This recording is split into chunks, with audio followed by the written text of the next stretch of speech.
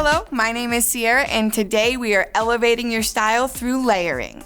When we think layering, think about a variety of all of your favorite pieces being able to be worn in one outfit. The only thing you really want to be super mindful of is a variance in your chain lengths. There are a few different ways that you can get a variety of lengths in your chain so that you see each one individually. You can choose a 12-inch, 14, 16, or you can actually clasp one hook to the opposite necklace, and it enables you to make the length that you're going for based on a neckline or the look that you're trying to create. When you're thinking about stacking or layering your bracelets, just think the same you do with your necklaces. Think bold, think cohesive, but while also being different. Just be mindful when you're choosing your clothes to choose a neckline that's going to highlight all the pieces you just put together. The best part about this trend this year is that you do not have to choose your favorites. Wear them all, style them, layer them, and stack them, and it is going to be perfect.